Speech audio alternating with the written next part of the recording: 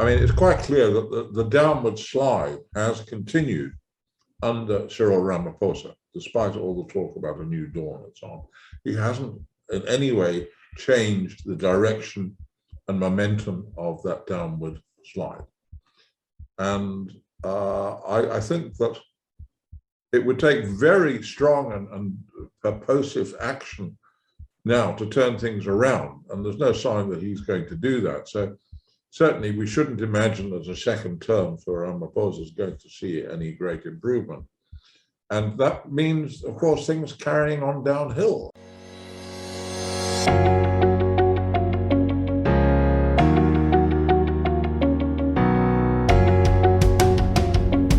Hello, my name is Donald, and welcome to the #1 media company, WorldView. At WorldView, we explore everyone's perspectives on all things that can broaden our worldview. Today, we have back with us Professor R.V. Johnson. Bill is a British journalist, political scientist, and historian who resides in South Africa. He is the former director of the Helen Suzman Foundation, and he is currently a fellow of Magdalen College, Oxford, where he has taught for 26 years. Bill is the author of many books, such as How Long Will South Africa Survive?, Fighting for the Dream, and For a Native, an account of his life in Africa. So Bill, welcome back. Thank you so much for making the time again to join us on WorldView. Sure, that's fine. Bill, can you give us a bit of a summary of the recent article you wrote? I believe it's titled The DA Leadership Problem. Can you give us a summary of that article and what you see as the problem with a person like John Steenhuisen in particular?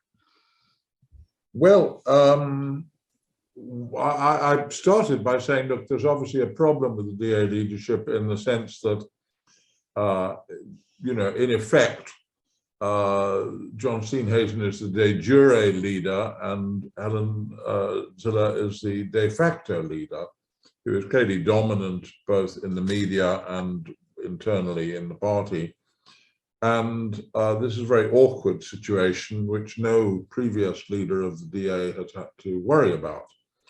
And, it's difficult because I think that Helen is able, energetic, hardworking, and smart, and that, her dominance is in that sense quite natural, and that to be fair to John Steenhuisen, he hasn't at least publicly complained about this, but it does put him under a shadow and it makes it very difficult for him to establish himself. And I don't think he really has managed to do so. He hasn't really made any very striking contribution. Now, I was then, however, very struck by his recent and very unfortunate comments about his former wife, referring to her as roadkill and talking about her as a flat chicken, which I regarded as absolutely dreadful, deplorable statements about a woman who had borne him his children and who he'd shared his life with for some time. And to do that publicly was just terrible, and no previous DA leader would ever have done such a thing. And it was a failure of taste, and it was frankly very crass behavior for which he has not apologized. And to me, that's really, unacceptable behavior, and really putting the lid on the situation that he isn't really very well suited to be the leader of the DA, because no leader of a Liberal Party should behave like that. So I realized that, I would be then, as a normal DA voter, facing, and indeed historically, I mean, ever since the Progs left the UP in 1959, I supported them. And that was Jan Stetler was the leader then, but I mean, I knew Helen Suzman I first met Helen Suzman in 1962, which shows you what a long run I've had with that party. Anyway, I realized I simply could not vote for a list headed by John Steenhuisen because, that behavior was completely unacceptable. And I felt very sorry. I don't know his ex-wife. Indeed, I don't know John Steenhuisen really. But you know, I felt really sorry for her. I thought that was treatment to which no woman should be subjected. And she can't answer back, which is part of the problem. But then nor should she. You know, she should keep her dignity and just stay quiet. I think most people will feel sympathy for her. But so I realized I simply couldn't vote for a list headed by him. I mean, it's just, you know, I cannot want to be represented by someone who behaves in that way. And so I said that, and this has drawn quite a lot of hostile comment from DA loyalists, which is to be expected, and to which I simply feel, you know, look, this is a democracy. They're welcome to vote they want, the way they want, but my own vote is my own choice, and I have that choice. And it really isn't for them to tell me how I should behave. I mean, if I don't feel like voting for someone, I won't. I shall certainly vote for the DA in my province, very happily so. I live in Cape Town, and Alan Winde is a very fine premier, and I absolutely support him. And I'm very happy to vote for the DA municipally as well. But, you know, I'm not going to vote for their national list if John Steenhuisen is still at the head of it. But to me, it did really mean that, you know, he shouldn't be in that position. And it made me wonder about, you know, alternatives, because part of the problem is that if Helen Zille continues in her present position, it's difficult for any leader.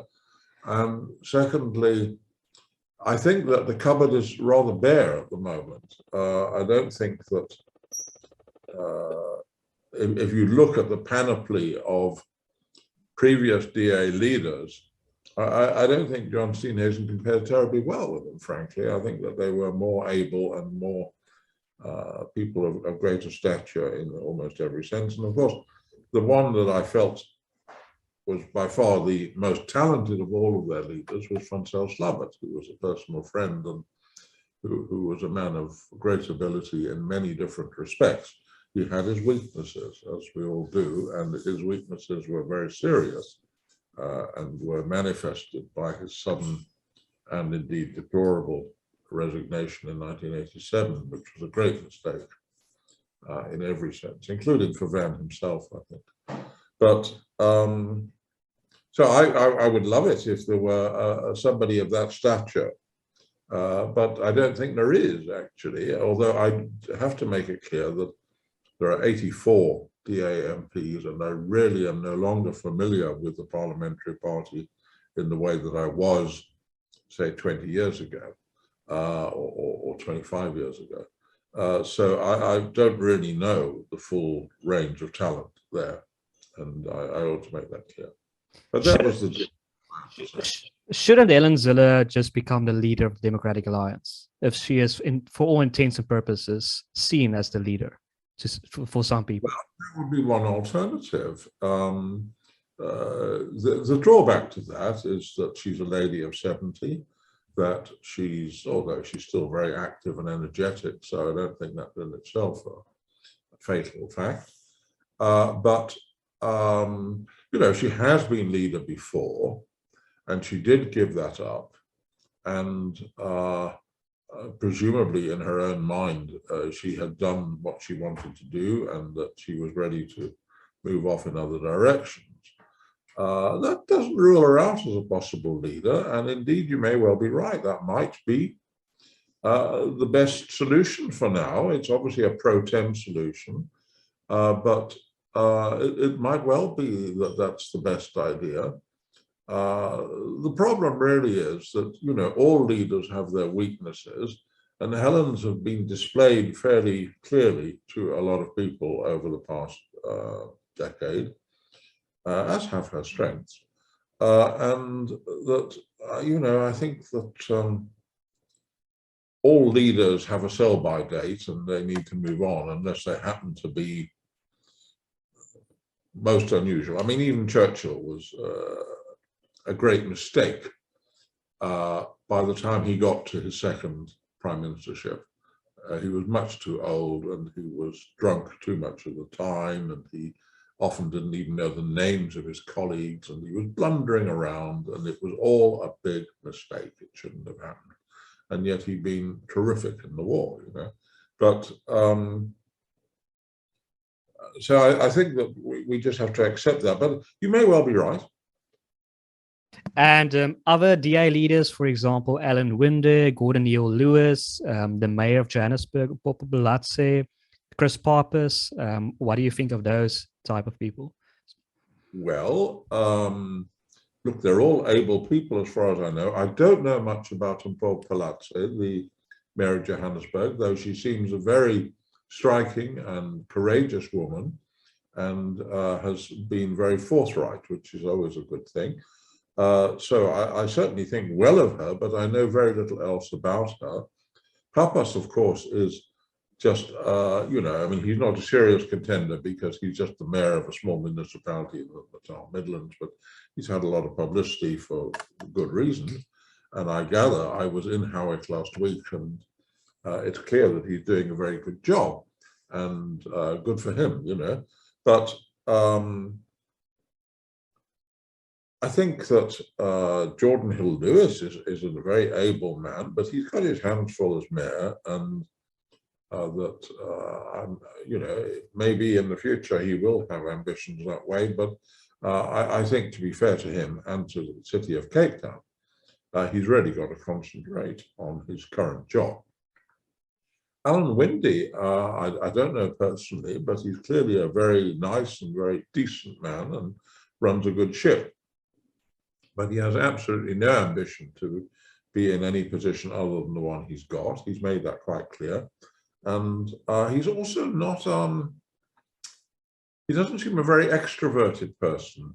And a leader does need to be more extrovert than, I mean, Alan Windy is, one of the pleasant things about him is he's a somewhat retiring character who only speaks up when he needs to, and doesn't go around making a great impact all the time. He quietly gets on with his job, but I'm not sure that's a good thing in a party leader who needs to make a much stronger impression.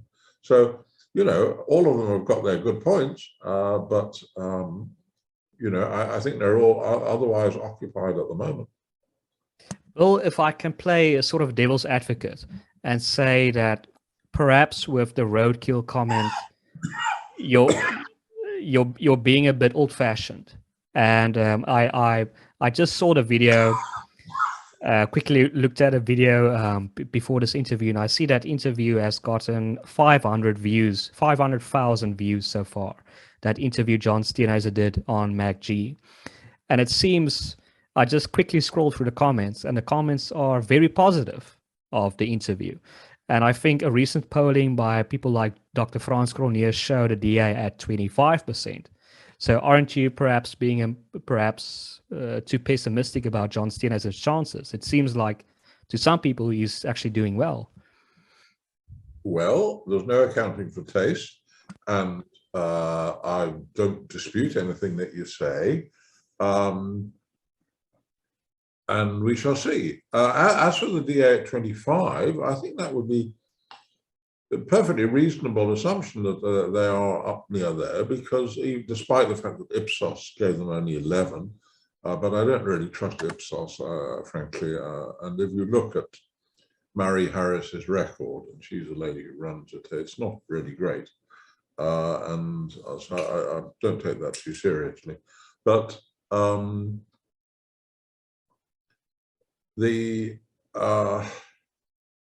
well, all I can say is that, you know, the fact that other people liked his podcast or whatever is a fact.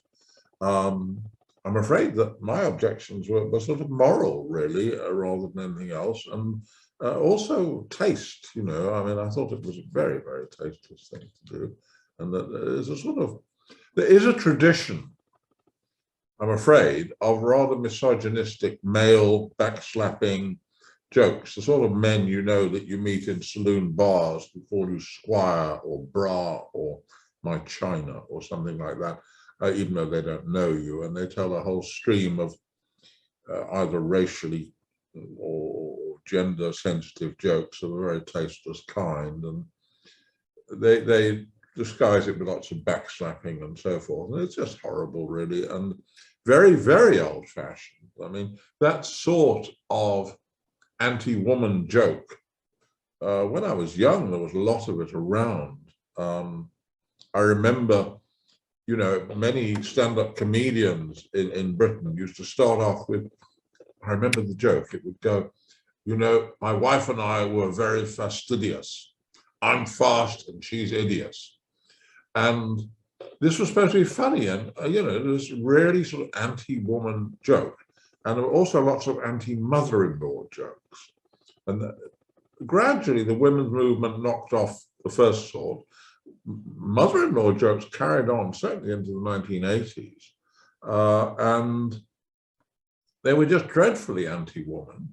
And even some of the cartoons of that period, you know, like Andy Capp was always standing up for male values and sort of thumping down his wife or whatever, and that was funny. And then you would get a character like Gay Gamble, who was a sort of airhead, spendthrift, silly cow of a woman. And again, it was a very male stereotype, you know, so no matter which way you looked at it, the women always came off badly. And I just thought that sort of thing had, I mean, that's much more old-fashioned than I am. I thought that had gone. But, you know, for John Steenhuisen to come out with remarks like that in 2022, I mean, I know we're a backward country, I'm still rather patriarchal, but I mean, you couldn't possibly get away with that if you're a British or American politician. That would be the end of your career, without a doubt. And I think in Germany too. And even in France, frankly, it would give you very big problems. And that wouldn't always have been true, but it would be now. And even Italy, I think. But so I may be being old-fashioned, and you know, that's just a fact about me. You know, I am what I am. But I thought that Steenhuisen's comments were much, much more backward than anything I could imagine.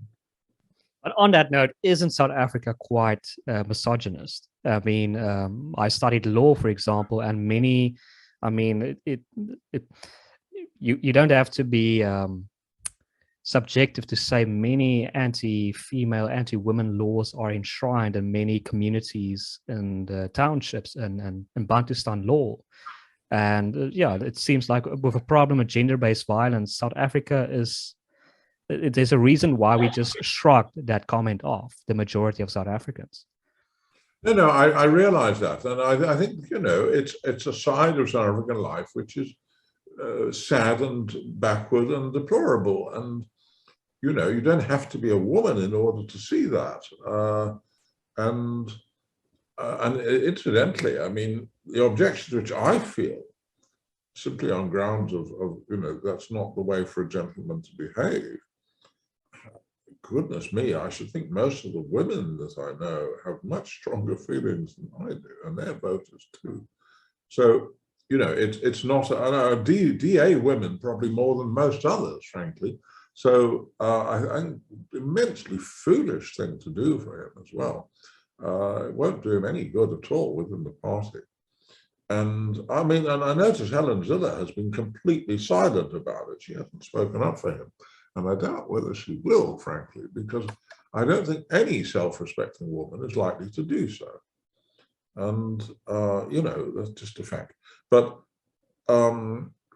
you're suggesting I'm being old-fashioned. Yes, quite possibly, but, you know, there we are. Yeah, just a quick correction. I said Bantustan law, it's customary law. It's just my bad. Yeah, there's a strong overlap between. Yeah. Bill, the fate of an ANC EFF coalition in 2024, you spoke about it, that the DA is possibly considering an ANC DA coalition, but you see an ANC EFF coalition far more likely.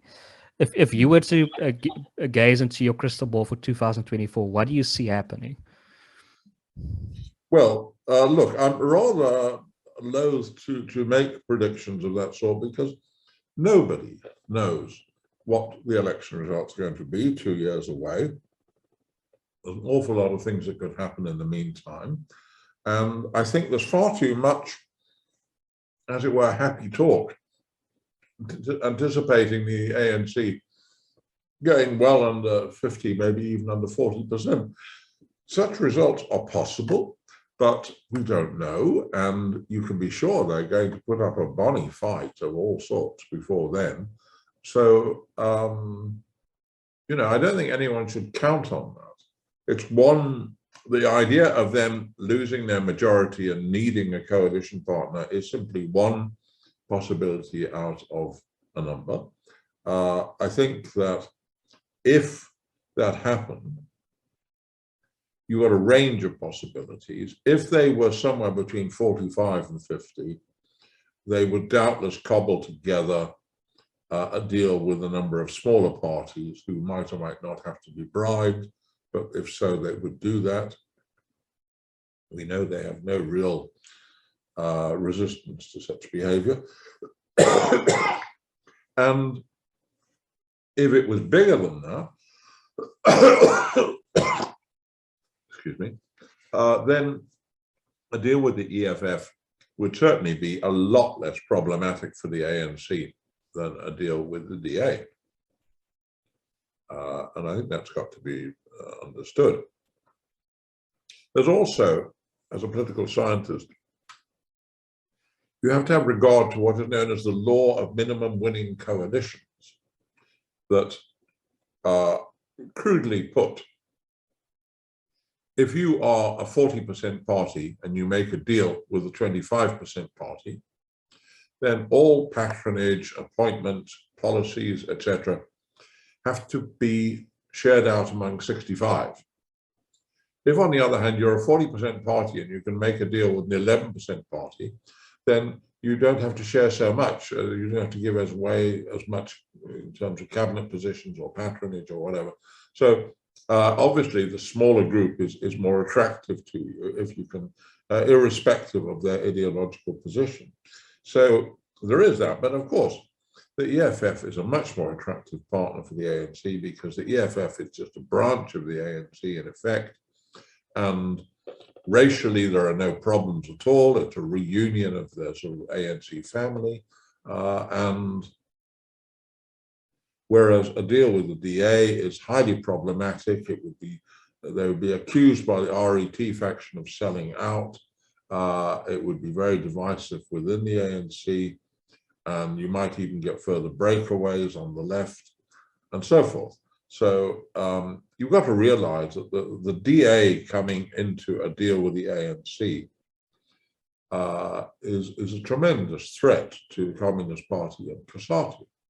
So you've got big issues within the ANC alliance right away if that happens. So for all sorts of reasons, I think that a DA-ANC coalition is the least likely. And moreover, I think that the DA would fare badly in such a deal because, let's face it, the DA has got no experience at all of national government. No one has been a minister. They would be greenhorns, and all the civil servants would be ANC. They're all deployed cadres, after all. And the president and the senior ministers would continue being ANC. So, I mean, to be quite frank, they would get eaten for breakfast in such a deal. They're rather like the Liberals in England were by David Cameron's Tories, you know, that they just did very, very badly out of such an arrangement. So I think it'd be a very dangerous thing for the DA to attempt, although some of them are very keen on it, I know. Bill, we've had John Indris on our show, the CEO of the Institute of Race Relations, and he says for both the ANC and the EFF, a coalition would be a bad deal because for the ANC, you'd be tying yourself to the EFF, a 10% party, and you might potentially drag yourself down with them. And the EFF, by going in coalition with the ANC, you're dragging yourself down with a party that's going down anyway. I mean, the EFF's success has been because they're not clearly associated with the ANC. So his argument is for both those parties, it would not be beneficial to go into an agreement, a coalition in the next election. Well, as against that, first of all, look, Malema, as we know, is very keen on patronage and getting his hand in the till. And that would be the great appeal of government to him. He's also a very shrewd politician, perhaps the best political tactician and strategist in South Africa, actually. I don't know that anyone is better than him in many respects. But he has been able to use that, as you say, it's a 10 or 11% party, quite remarkably. I mean, if you go back a few years, you're in a situation where on the one hand, he was pushing the ANC to adopt expropriation without compensation, and he did successfully push them into that. And at the same time, he was calling the shots in coalitions with the DA in various metropoles. Now, I mean, to be controlling the agenda of the ruling party on the one hand and calling the shots in coalition with the DA on the other was remarkable for a 10% party. But you got to hand it to him. He's very, very able in that sense. Now, he wants power. He's never made any bones about that. He wants to be president. And he's been waiting for a situation in which he's got enough leverage with the ANC to get in with a senior position. He would no doubt want the deputy presidency. Now, he might or might not get that, but I'm sure he would at least get a senior ministerial post, and he would use that as a base. Moreover, even if he formally rejoined the ANC, you can be sure that in practice, he would retain his party as a party within a party, in the same way that Patricia de Lille did within the DA, and in the same way that Martinus van Schalkwyk did with the National Party within the DA. You find this is what happens. And, you know, I think he would worry about the electoral effects of it a couple of years down the line, but I don't think that would stop him at all. So I'm not at all sure that John is right about that. I think that it would, if he could get the right price, as it were, he would do such a deal. So, for example, in the long term, it might be a stupid idea, but in the short term, all that matters is patronage, and for the ANC and EFF to stay and cling on to power, or specifically for the ANC. Look, I'm very struck by the fact that I think this may already be happening, in the sense that AXA, the airports company, the CEO of AXA now is Mpumi Mpofu, who is the wife of the person who used to, Dali Mpofu, who was national chairman of the EFF. Now, this looks to me as if the ANC is already quietly beginning to share its patronage with the EFF. Otherwise, why are they giving such a plum job, which in itself controls quite a lot of patronage, by the way, at all the airports and so on, quite a lot of jobs in her gift and tenders and so forth, to an EFF person? I mean, that's very interesting to me. It suggests to me that sharing of patronage, which would be a very key part of any deal, has already begun quietly. And I think things are going on behind the scenes there, which we haven't yet seen. But that strikes me as a very interesting fact. And we could expect more of that.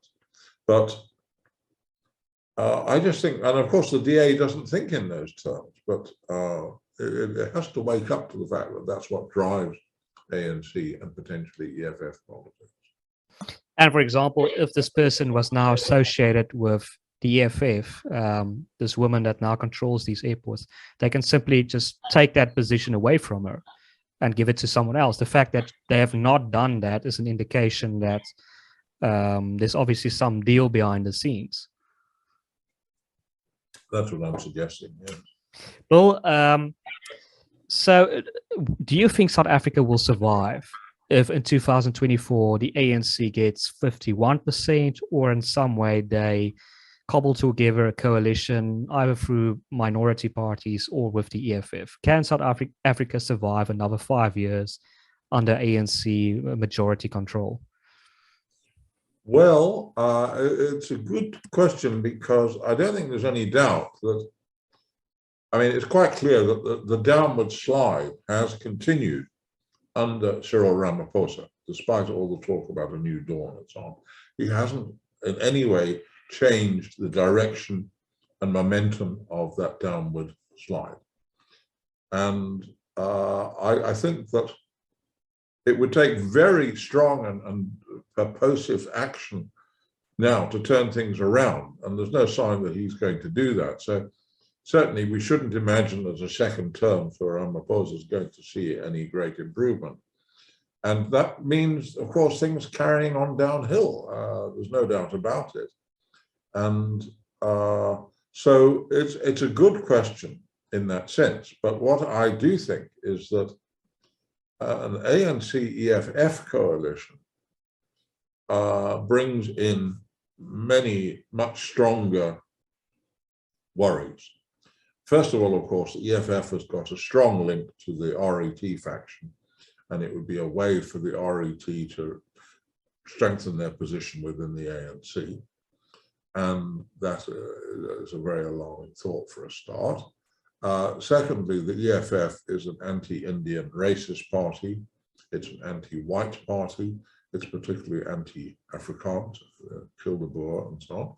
And various parts of the population would feel very threatened by the sight of the EFF in government.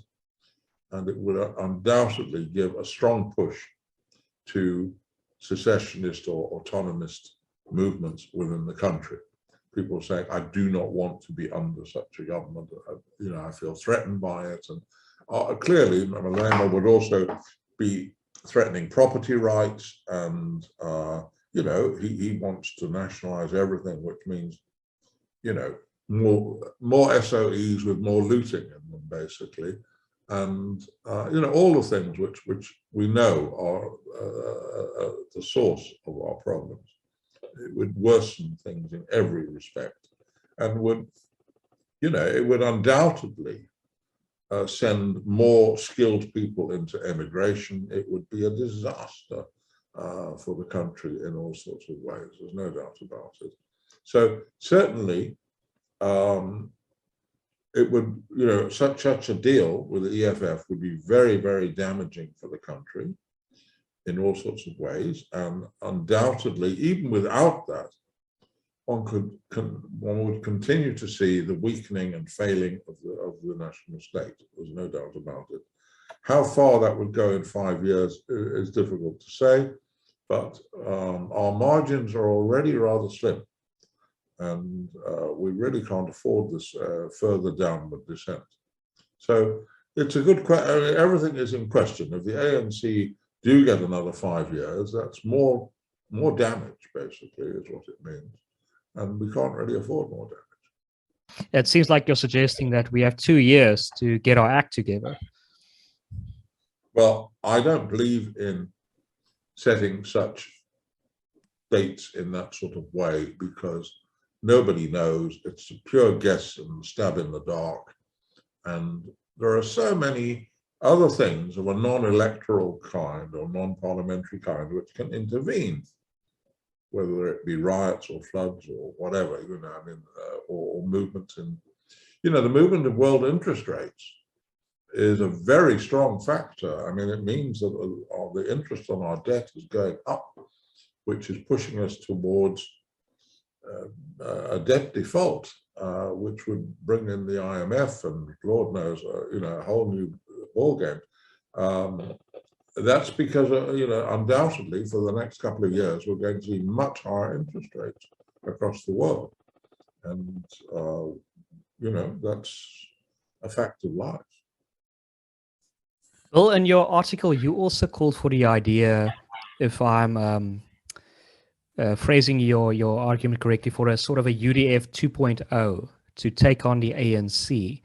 Isn't Mmusi Maimane's One South Africa movement that organization, or do you think there needs something else, that Mmusi Maimane or his organization cannot be really that umbrella that unites us to fight the ANC in 2024? No. Well, look, Maimane is not serious. He hasn't got a party. He hasn't got a position in political life. The idea of uniting independents into some such movement is crazy. And by definition, it's a whole lot of independents who can't be all harnessed together. There's no reason why any of them should listen to him. If they win their seats, it'll be due to their each independent efforts and so on. I don't think he seems to understand how politics works, so I don't really take him seriously at all.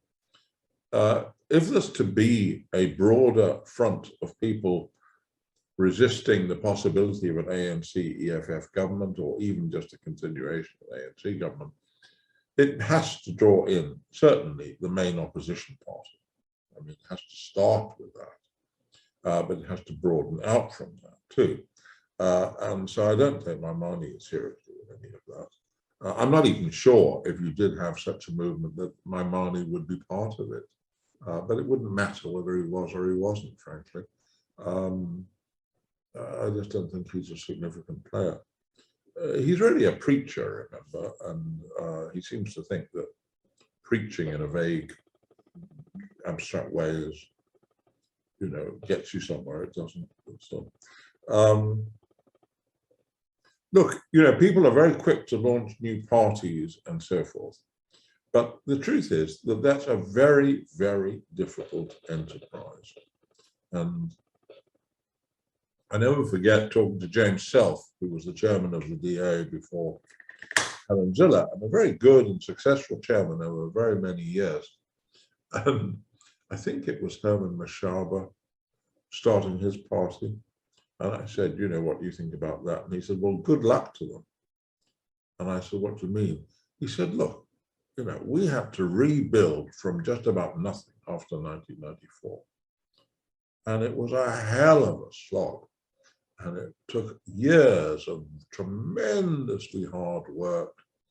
And thank goodness we had Tony, who was a very good leader. And we did grow, and we got more members, and we got more resources, and we got more people elected. And it's worked.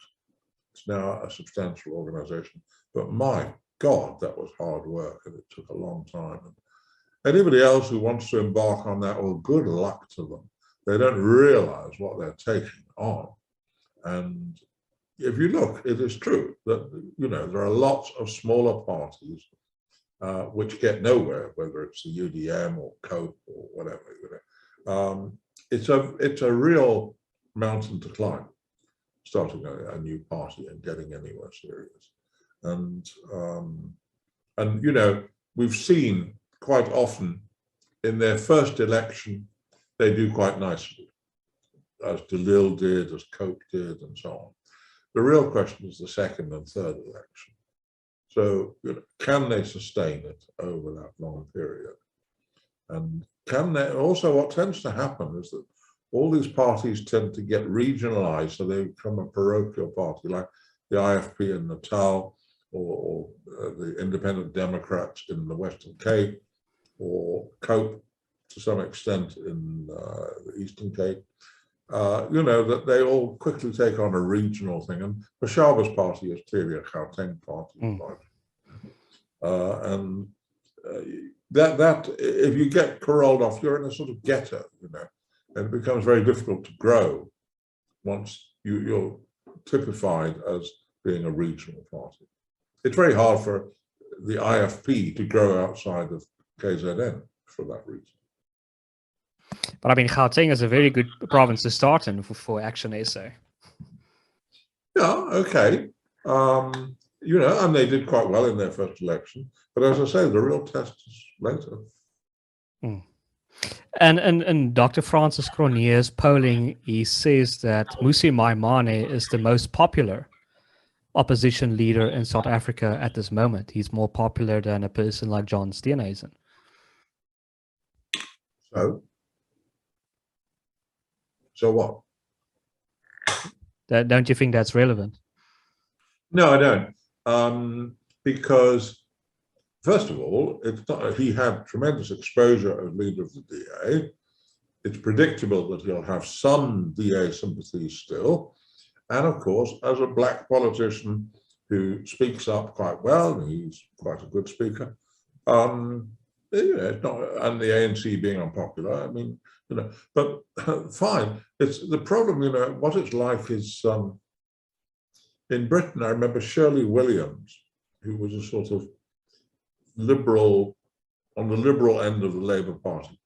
She was always the most popular politician because for Conservatives, she was the Labour politician they most liked. And for Liberals, she was also the Labour politician they most liked. And of course, she had at least some following within the Labour Party. But the fact is, of course, that neither the Liberals nor the Tories who liked her were ever going to vote for her. I mean, it was meaningless, really, that they said that. And so it didn't really matter a great deal. So when she broke away and joined the people like David Owen in forming a Social Democratic Party, she didn't do that well, actually. And I'm afraid that it's just a fact that, if Maimane may be the favorite non-ANC leader among ANC voters, but it doesn't mean they're going to do anything except vote ANC. And they're not going to have a chance really to vote for him. He hasn't got a party. So, it's a bit like saying that everyone's favorite person is Father Christmas. Or, politically, that doesn't really add up to a row of beans. Yeah, nobody's going to vote for Father Christmas. Exactly. Yeah, that's interesting. Yeah, that's a very interesting analysis. Bill, this idea of a UDF 2.0, it's been advanced on our channel by a person like Salim Weng. We've had Herman Mashaba, Musi Maimane, Matu Olamisa, Peter Groenewald to talk about this issue and a group discussion. And it seems like the two main issues in such an idea is who takes leadership of such an organization, because obviously there's the various political mechanisms that you have to factor into. I mean, it seems like if you give the DA the leadership of such an organization, people like Mashaba or the other parties will not be happy with that. You need some sort of rotational leadership.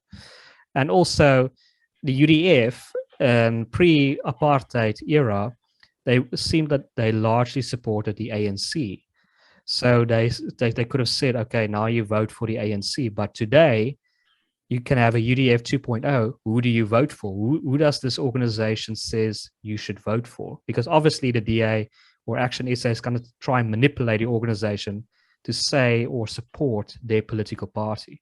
So it seems like that's the two main problems to such an organization. Who leads it and who do you vote for? Well, I suppose I'm affected by this. I used to write about and work on French politics a lot. And there, Mitterrand led a very successful united left movement, which had three components, which was the Communist Party, the Socialist Party, and the left, the left radicals. Radical being a sort of middle class, middle of the ground liberal party in France. The way that worked was that the leaders of those three groupings would always meet together, and there would always be a sort of council, which they would, their separate parties continued in existence. And of course, they all had their particular interests as parties, but they agreed on a common program. They put together a common program. And then from their different points of view, they all worked for that. And they had an agreement that they would not,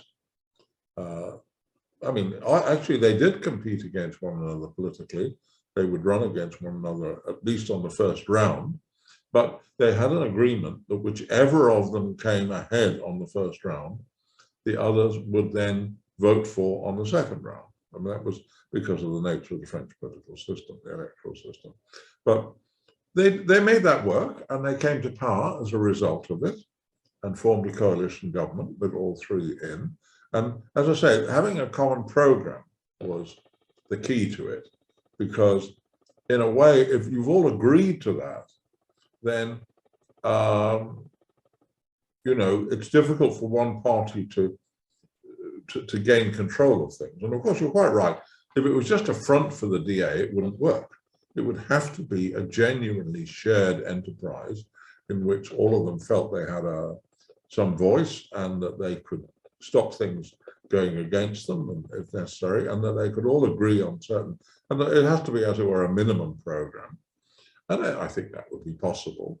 But you would have to try to get in, you know, the UDM, I suppose the IFP, the Mashaba and COPE. You know, you'd have to bring in as many of the smaller parties as possible, and you'd have to have some sort of council, and you'd have to have some minimum common program. And of course, you would, in each case, each party would have other demands which were not part of that common program, but they would have to agree, as I say, on a minimum common program together. I think all of that would be possible, but it would have to be done, as I say, with a genuine sharing, and nobody actually thinking that they could control it on their own. And it would be very different from the, I mean, the old UDF was, to a considerable extent, you know, there was the ANC behind the curtain calling the shots to a considerable extent, which was why, as soon as the ANC came back, it was just able to model the dissolution of the UDF like that. And it was very peculiar, because all the way through, there was this strong denial that the UDF was really just the creature of the ANC. And then the minute the ANC got back, it was made clear that that was indeed the case. So everyone was supposed to accept that, you know, we've been lied to about this for the previous X years, but now we're getting the truth. It's a strange situation. But, and I wouldn't recommend that for anybody. It just produces cynicism. And, you know, so I do think it would be possible, but it would have to be done with great sort of, you know, people would have to act honestly and openly and not trying for narrow party advantage all the time, and saying that we really do want to generate a national alternative so that people can see an alternative possible government for this country. Because that's the problem. At the moment, the DA cannot offer that, nor can any of the other smaller parties. But we're getting to a point where that may be possible. So, you know, that's the reason to do it. And Bill, how would you resolve the leadership problem? Who leads this organization, or how would you resolve a situation like that? Well, as I say, you don't have one leader in such a situation. In the case of the United Left in France that I'm thinking of, you know, Mitterrand spoke up, Marché for the communists and left radicals. They all saw themselves as leaders, and they were, in a sense, too. So, you know, it wasn't just a one-party thing at all.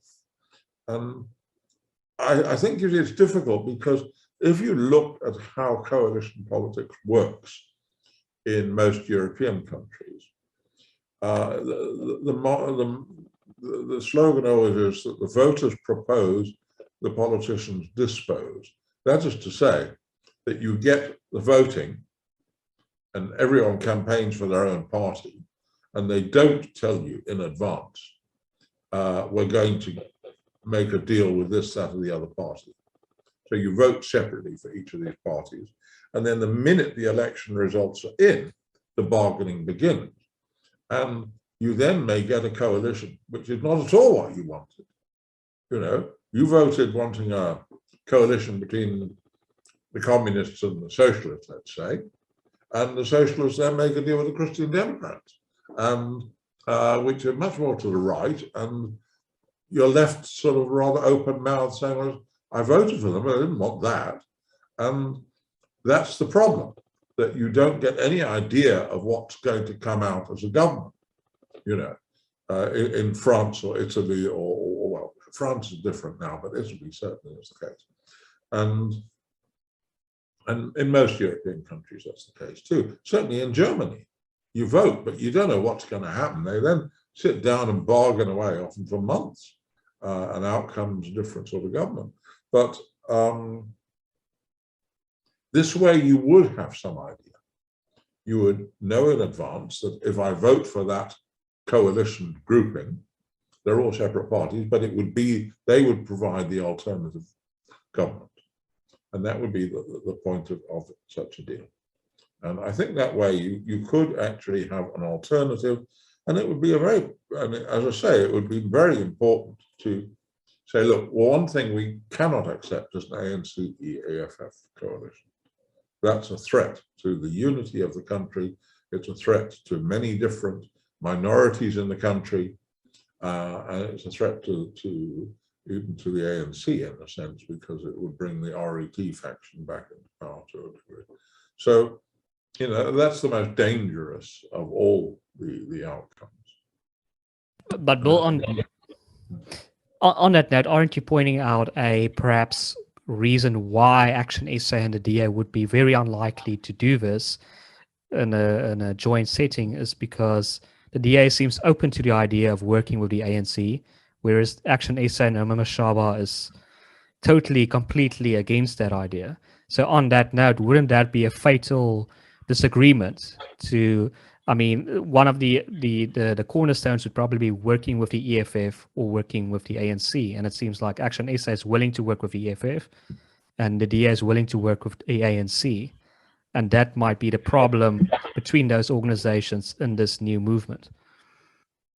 No, that's absolutely right. And that's precisely the sort of thing you'd have to hammer out. And in effect, by going in for such a deal, the DA would be saying, look, we did start off thinking of a DA-ANC coalition, but we're willing to drop that idea in favor of the common front, which we're now trying to organize. We give that priority, and we want you to do the same. And indeed, Mashaba would then have to say, well, you know, I was willing to work with the EFF, but I won't pursue that at the moment. This is, you know, you both have to make that agreement in effect, and say, look, this alternative is, and that would mean, I mean, the Mashaba's party and the DA, there's very bad feeling between them. And of course, it's because they're competing for some of the same votes and they're very rivalrous. They would have to, you know, get over that. And I know that wouldn't be easy for many people, but I think there is a greater good there. Bill, one last question. I see our time is running out. One last question. It seems like Ronald Lamola is being pushed as New Dawn 3.0, that he will be Ronald Lamola, the Minister of Justice. He's being pushed as the person that's really going to save South Africa or the ANC. What do you think of the likelihood of that happening? Because it seems like Musi Maimane is right when he says we don't have a Zuma or a Ramaphosa problem, we have an ANC problem. So do you think any leader, if it were Ronald Lamola, can save that organization? Look, I don't know that much about Lamola. I know that he is much touted as a younger man of ability. The point really is that, you know, the ANC is still using the stock of leaders who made their name in the anti-apartheid movement, which Ramaphosa did, Zuma did, Mbeki did, Mandela did, etc.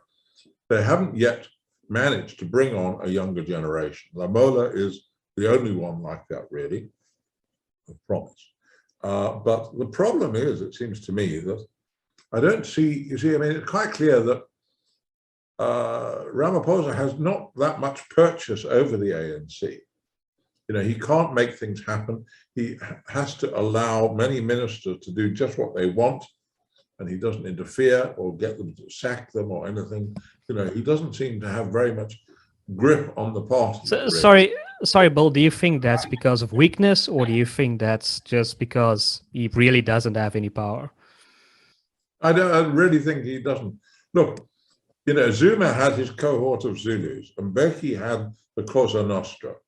Ramaphosa's got nothing like that at all. He's on his own. There aren't a great group of vendors backing him up there, and he is in a weak position, and he's also a weak man, I think. So, but I think his weakness is real. I don't think a Lamola would be much stronger, you see, and I think that's the problem. Just as the state is failing, so is the ANC, and it's no longer an instrument which is going to give you the ability to make large and positive changes. It's become too much a group of vested interests to, you know, fight for their own corner.